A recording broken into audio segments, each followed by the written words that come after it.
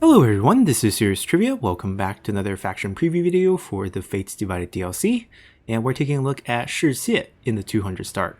Now everyone should be able to play as Shi Xie since he is a free LC, so if you don't have him, just go grab the free LC download and you can play him once you get Fates Divided for the 200 start. He's also available in the 194 as well as the 190 start. And he's also going to make appearance in Liu Hong's faction in the 182 start, since at that time he was not the governor of the Jiao province yet. So nothing has really changed too much for Shi Xie, and that's going to be a trend because he is one of the most peaceful warlords during this period.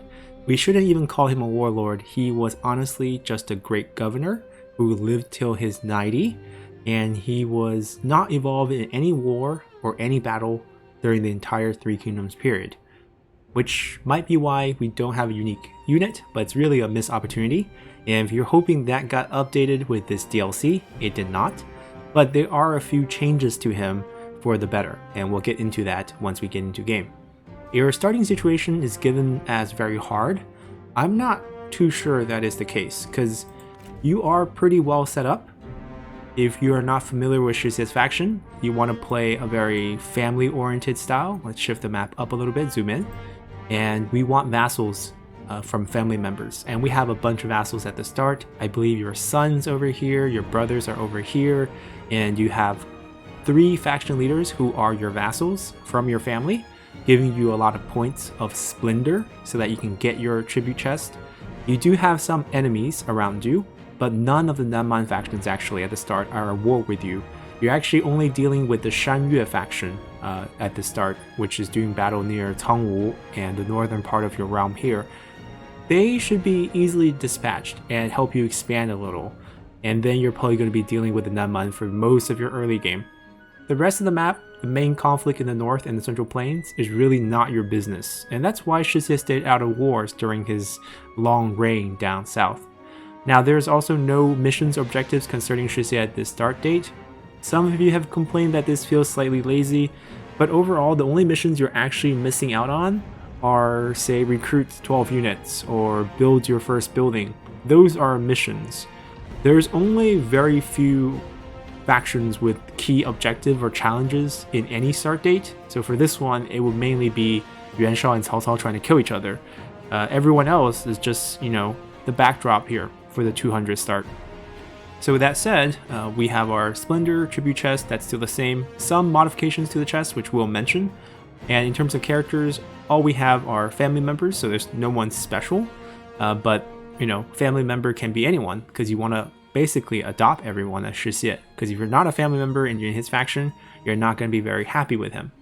He does have the burn trait, he still has that armor with the bonus with the sword and the bow, and you get both of them at the start. So those are your, specialties. And with that said, let's just hop in and see how our start looks.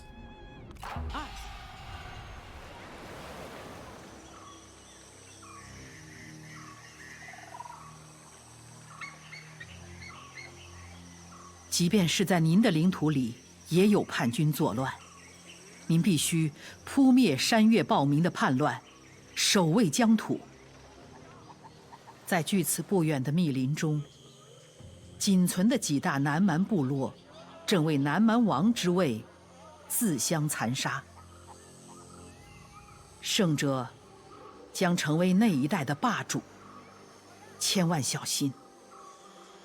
同时，也要警惕刘表和孙策的动向。二者都想在长江以南称王，他们的扩张，迟早会妨碍到大人的宏图大业。乱世当中，南境局势与中原无异，但大人可步步为营，让这里重归宁静。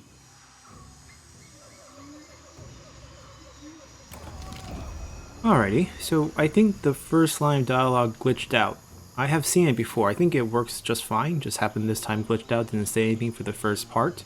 But the flyby just gives you a general, survey of what's around you, nothing really about your history, because it's so peaceful here.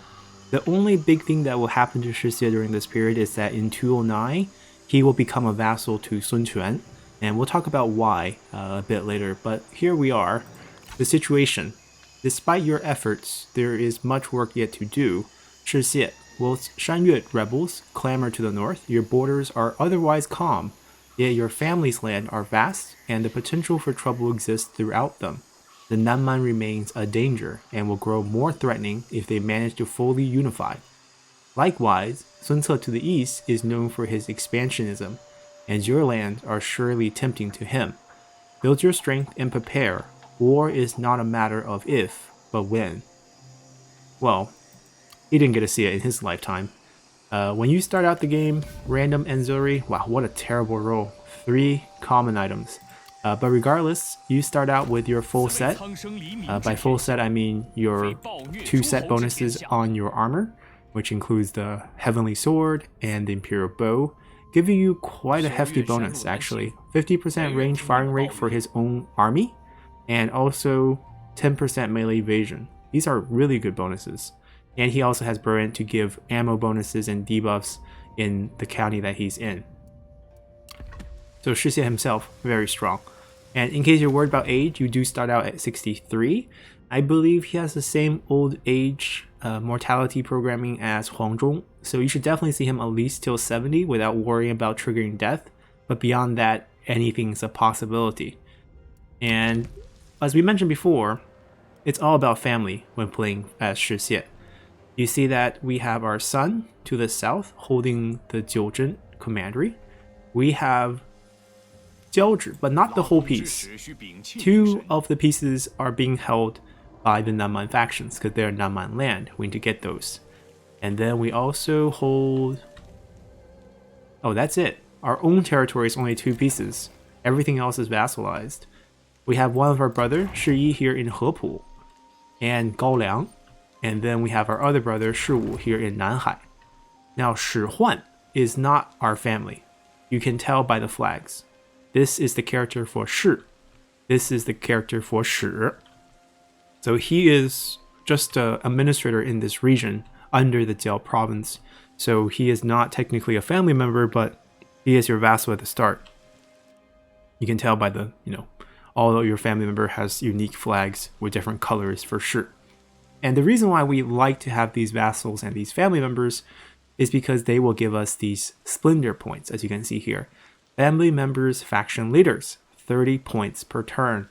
And we can buy chests with these points. You just have to come here to the tribute chest. This is our unique faction mechanic.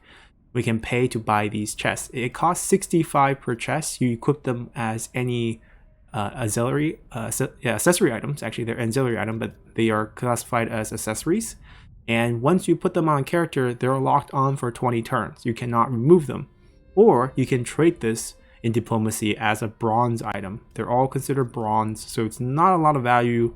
You can expect 2.2 in diplomacy, so it's not a good deal. And some of these bonuses are quite nice, ranging from personal boost to stats, as well as some diplomatic ones. So previously we did a review of all the accessory items, and we mentioned this chest right here, the Diplomats Chest. I don't know if you guys remember this, but when released, this diplomacy bonus, 15 points, was only for leaders. And I made a big point of how if this was for prime ministers and heirs and leaders, this would actually be good. Because imagine stashing these, right? It's not hard to get 65, right? You can get 65 pretty easily. Build a few more vassal factions with your family. You have a huge family. If we pop over here, you see that you have your wife who can make a vassal. You have another son, you have another son, and you have an adopted brother. I have no idea why Ju Shuang is your adopted brother, but it's hard to know the design decisions, because we've seen some really wacky family trees so far.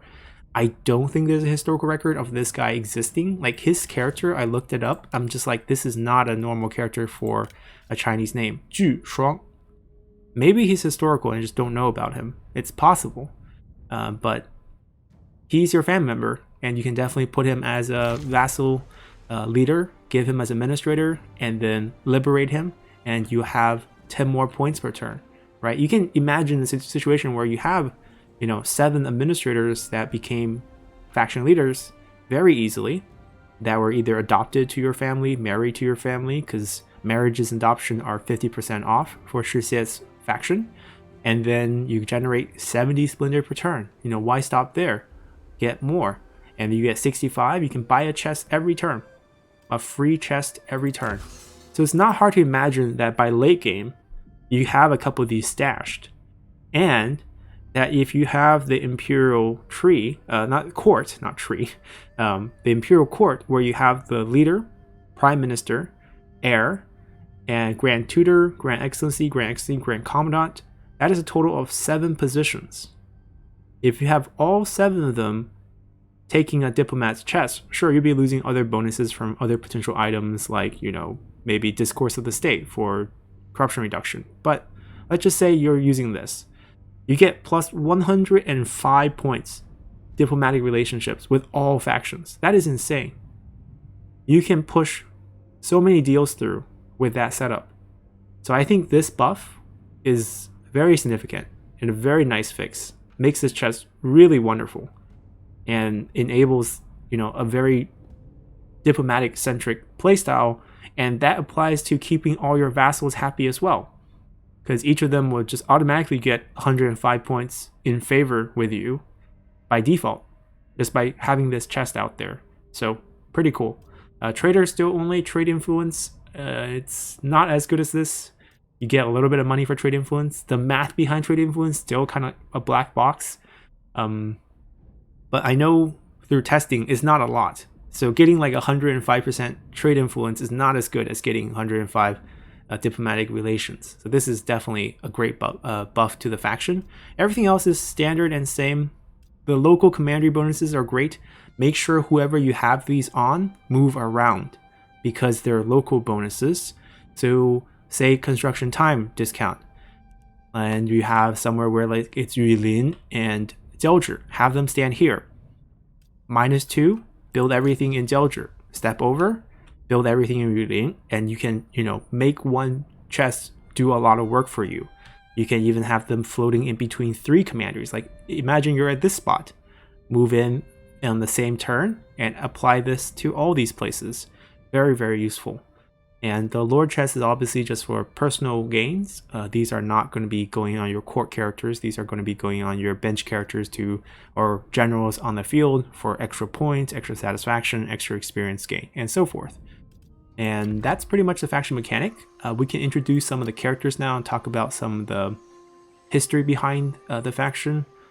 We already mentioned Ju Shuang. Ju Shuang, no idea who he is. Zhang Min was secretary to Shi Xie. He was often sent as the person to carry the tributes, annual tributes to the court. So he was recorded down in history. Not super important aside from doing that. He's also quite old at the start, so I wouldn't stress too much about him. Our oldest son, Shi Xie here, is the faithful of Shi. He had a very sad life because in 109, when the Battle of Tribi was over, Shi Xie flipped side politically. So we do say that he's a very passive, very pacifist faction, no wars. But at this time, he aligned himself with Cao Cao and the Imperial Court, which, it's a smart choice. The Emperor's there, so why go against him? And the faction that he allied himself away by favoring Cao Cao is Liu Biao. And Liu Biao sent someone to take over Cang Wu after the previous administrator died, and Cao Cao also sent one mandated by the courts to take over Cang Wu, and they fought. And during this time, Shi Xie sent supplies to help out the one that Cao Cao sent. So at this time, you're definitely politically, allied with the Imperial Court, which is nothing wrong. Cao Cao is your prime minister. That is not saying, he is a villain at this point. And after the Battle of Tribi, we don't just blindly follow the emperor. So you can tell that Shi Xie made some political calculations here, because after Cao Cao was defeated at the Battle of Tribi, he swapped and started paying tribute to Sun Quan instead, and very soon became an official vassal of Sun Quan in 209. And then he was a very loyal vassal throughout. The Nanman Rebellion that would happen around 223, 225, when Liu Bei died, was because Shi Xie was bribing some of the local administrator, Yong Kai, in this area to, flip on Shu. So he was very loyal to Wu. He was the middleman negotiating these, betrayals to side them with Wu to try to, take over the south part of Shu. Now, obviously, that plan didn't work because Zhuge Liang had his, famous southern expedition where he wiped out the Nauman forces, pacified them, had them as vassals again, and reestablished some of these commanderies. But Shi Xie was active politically by doing some of those things. And he would die as a vassal to Sun Quan. But for Sun Quan to have such a big and autonomous vassal during this period, he needed some guarantees. So Sun Quan asked Shi Xie to send his oldest son as a hostage, political hostage, to live inside Wu. And Shi Xie lived inside Wu, was official there. So political hostages are not like prisoners. You live a good life. Think of them as ambassadors. And when his younger brother would stand up for the family, when, Sun Quan actually, after Shi Xie's death, tried to take over the whole region away from the Shi clan. He wanted to incorporate them no longer as vassals. His younger brother stood up and tried to resist. And when that happened, off with his head. So, a bit unfortunate for him. And speaking of that younger brother, we have Shi Hui here as naively ambitious, currently in Jiuzhen. Now, the fact that he's in Jiuzhen is not technically historically correct right now, but eventually he will. So what happened is, obviously, during the reign of your father, you're just living happily in the capital in Jiaozhi, right here. And when your father died, you totally expect to take over as the administrator, or at least the governor of Jiao province, at least the administrator of, Jiaozhi. But no, Sun Quan wanted to strip the Shi clan of their power, and then he assigned him to the farthest south commandery in Jiuzhen. And that's when he knew that Sun Quan's coming for his clan. That's when he stood up. But unfortunately, over 40 years of no war, and his uncles not really supporting him, being very scared, didn't do him any favors, as he was soon scared into negotiating peace, and then he was betrayed by Lu Dai, who negotiated the peace, as they executed the whole family. So very brutal move by Sun Quan here, grabbing the power in the Jiao province at the very end here. But that's way later on. He's going to live till he's 90. So we're currently at 63, 27 years to go. Peace in our time, I guess. And aside from these family members, we still have Xu Jing. Right, let's talk about Xu Jing. He's actually super interesting. And he might get a unique background. I don't know about unique model. So Xu Jing is related to a character that's in the game right now in the 200 start. If you guys recall from the Sun Ce preview, Xu Zhao is currently in the Wu commandery. And we mentioned him as this, gracious host, a protector, gracious protector, taking care of people. Well, Xu Zhao is famous for a couple things. If you guys have watched our Cao Cao lore series, you have heard that Cao Cao was known for this quote where he is potentially, a capable minister in a time of peace, or a treacherous warlord in a time of chaos.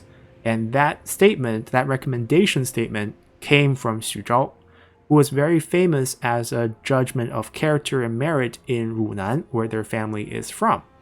And he obviously moved around, went south, as a lot of people did, fleeing the war and chaos and the plagues in this region. He is Xu Jing's cousin, I believe younger cousin. Xu Jing is older than Xu Zhao, but the two of them did not get along. He's not as famous as his younger cousin, who was very well known as this, grand judgment of character. If you get a recommendation from Xu Zhao, you can get a court job. That's how famous he was. But Xu Jing didn't have that fame, to the point where they were both living in the capital.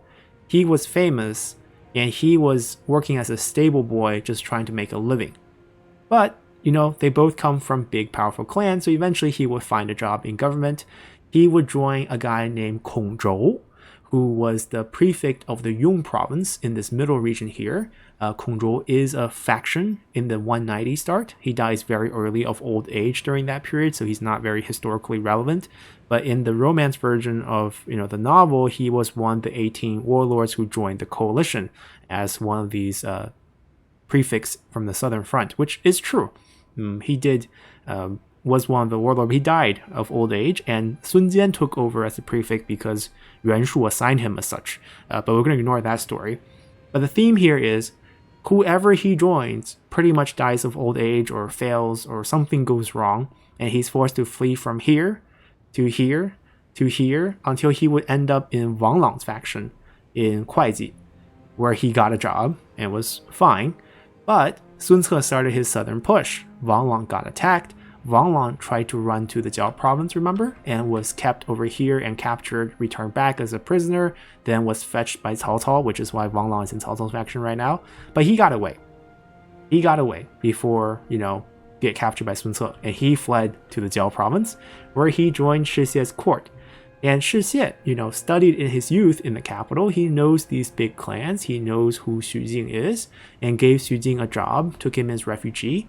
This is a common trend from this point on all throughout Chinese history. As you have threats in the north, whether it's war, foreign invasion, internal conflict, strife, famine, all these scholar families from, slightly wealthier clans are going to start looking to run south.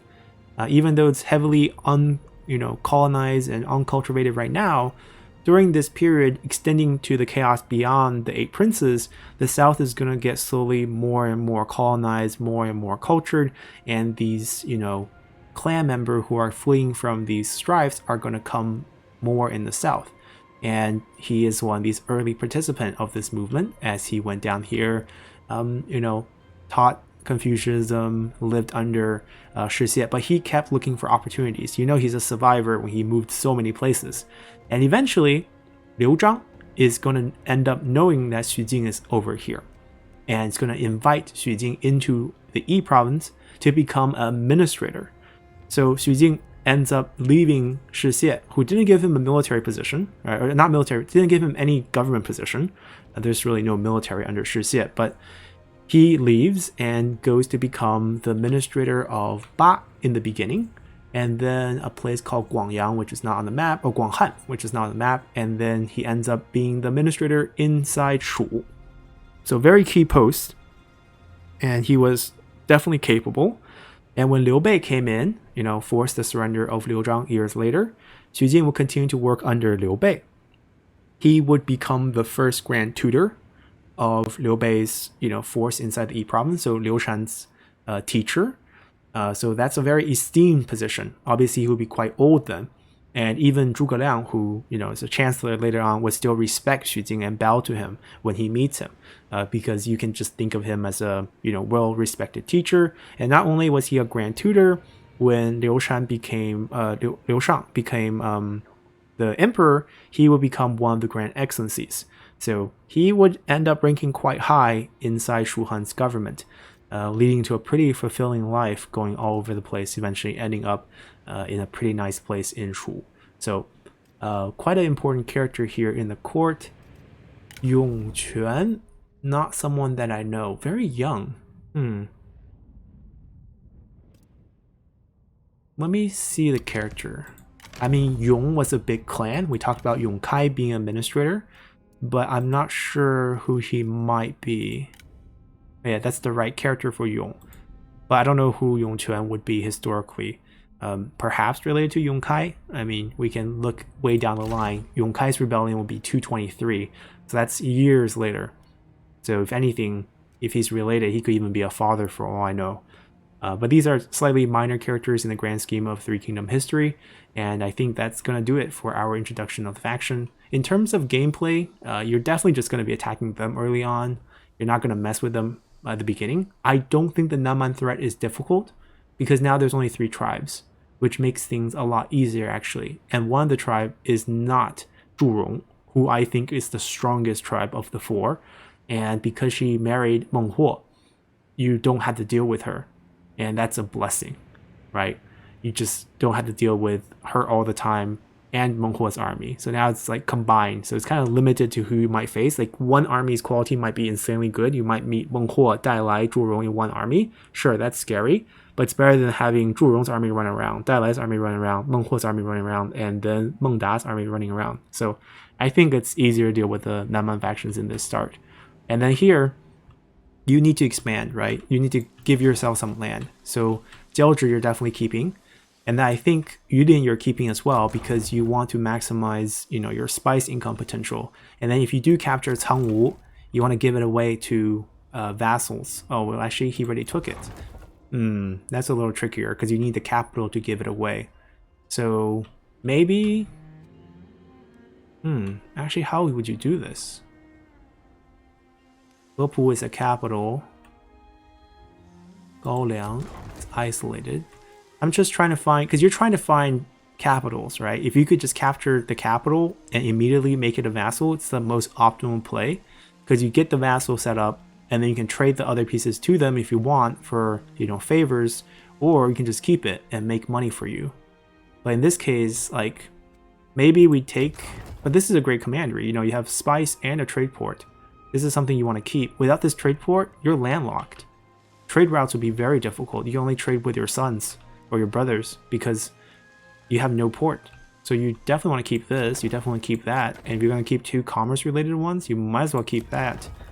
So you're probably not going to build too many vassals in the beginning, but as you roll in, perhaps some of these Nanman territory, like Yong Chang's terrible, you can just give the capital away, keep the spice yourself, and you just be fine. So maybe setting up more vassals, more down the line thing, and if he gets wiped, go take it and make a family member vassal here instead, and that would help you out a ton. I think if your brothers start losing land, it's just going to happen. You can also send a one-man army. Right, you have an army limit. Take away all the retinue, sail down, grab this here, southern Jian'an, as well as Yizhou or Taiwan, and just make them into vassals. And that's perfect for you. Send your youngest son to Taiwan and see what happens there. So this is Shi Xie's faction preview. Hope you guys enjoyed it. Now, tomorrow's schedule is going to be a little weird. Tomorrow is the 9th. We're 2 days away from the release. I think the patch is going to come out tomorrow. So sometime tomorrow we'll do our full patch rundown. So we're not going to do any previews tomorrow. But we'll end the 10th, the day before the release, with 3 of the Nanman faction previews because they're the only ones left for the 200 start. We'll take a quick look at Meng Huo, take a quick look at Mu Lu, as well as a quick look at Sha Mo Ke, who probably has the more challenging start in this period, but we'll talk about that then. So hopefully you guys enjoy this one, and see you guys next time. Bye!